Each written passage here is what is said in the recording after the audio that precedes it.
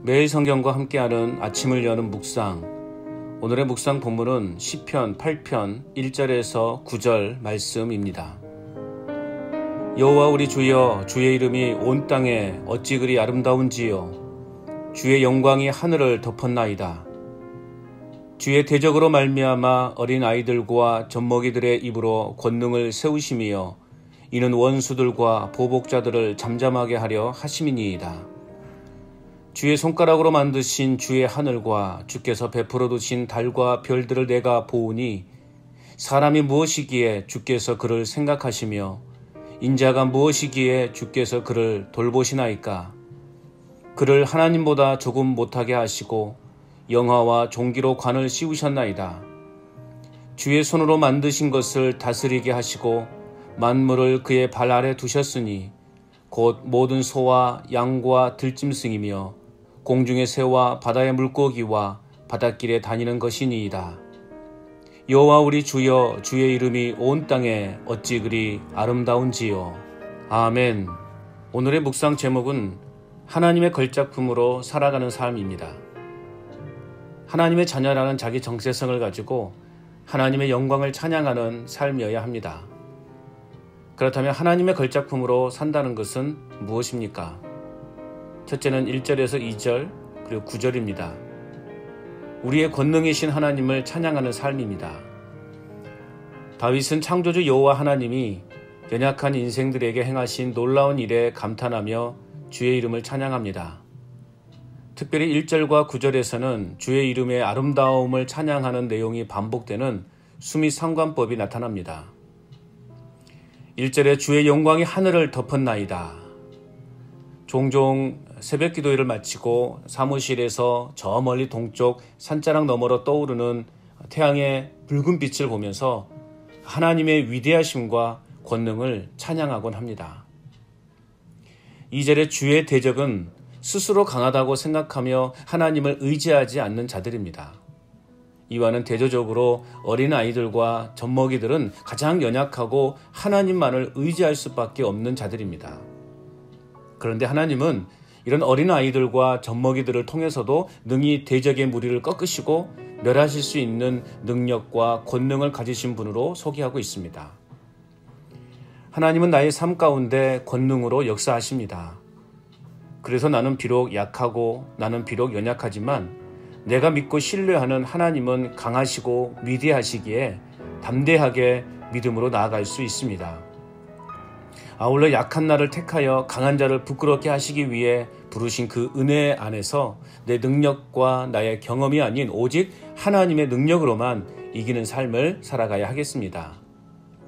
약한 자라도 하나님의 권능에 붙들려 그분의 능력을 찬양함으로 하나님의 영광을 드러내는 하나님의 걸작품으로 살아가야 하겠습니다. 계속해서 하나님의 걸작품으로 산다는 것은 무엇입니까? 두 번째는 3절에서 4절입니다. 우리를 돌보시는 하나님을 찬양하는 삶입니다. 주의 손가락으로 만드신 주의 하늘과 주께서 베풀어 두신 달과 별들을 내가 보으니. 다윗은 하늘과 달과 별을 보며 권능과 능력으로 친히 창조하신 하나님의 위대하심과 광대하심을 찬양합니다. 인생은 결국 티끌로 돌아갈 수밖에 없는 유한한 인생입니다. 다윗은 이와 같은 연약한 인생들을 향한 하나님의 돌보심에 놀라며 사람이 무엇이기에 인자가 무엇이기에 라고 고백함으로 하나님의 깊은 사랑에 감격해하며 찬양합니다. 가끔 섬진강을 따라 멋진 풍경을 감상할 수 있는 국도를 운전해서 시골집에 가곤 합니다. 며칠 전에도 다녀왔는데 도로변 옆으로 흐드러지게 피어있는 철쭉꽃들과 또 섬진강이 너무나 멋지고 아름다운 조화를 만들어냈습니다. 주의 손가락으로 만드신 그 멋진 풍경들이 어찌 그리도 아름답던지요. 위대하신 창조주 하나님께서 참으로 미천한 존재일 수밖에 없는 나와 같은 사람을 생각하시고 돌보신다니 그저 하나님의 은혜라고 밖에는 표현할 길이 없습니다. 내 앞에 펼쳐진 모든 상황의 이면에 계신 하나님을 믿음의 눈으로 바라보며 그분의 은혜 앞에서 날마다 감사와 찬송이 멈추지 않는 하나님의 걸작품으로 살아가야 하겠습니다. 하나님의 걸작품으로 산다는 것은 무엇입니까? 마지막 세 번째는 5절에서 8절입니다.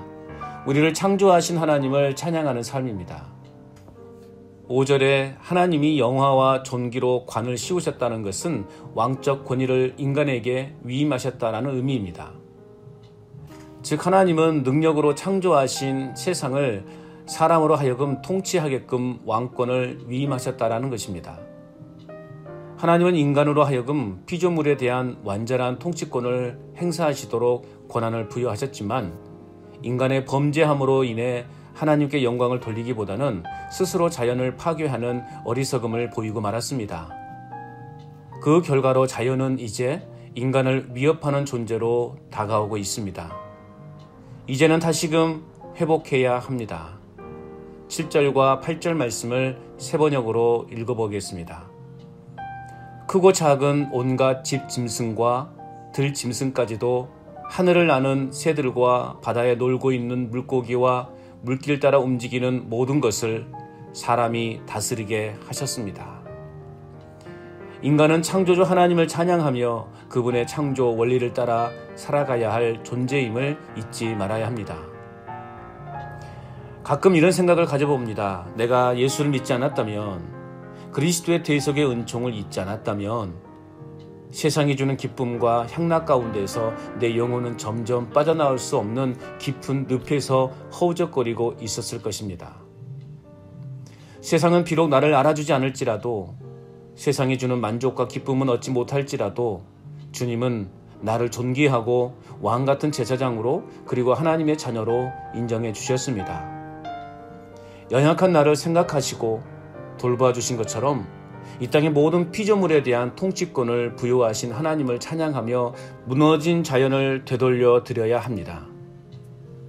하나님의 청지기로서 나에게 맡겨진 것들을 올바르게 다스리고 보살핌으로 나를 창조하신 하나님의 영광을 찬양하며 하나님의 걸작품으로 살아가야 하겠습니다.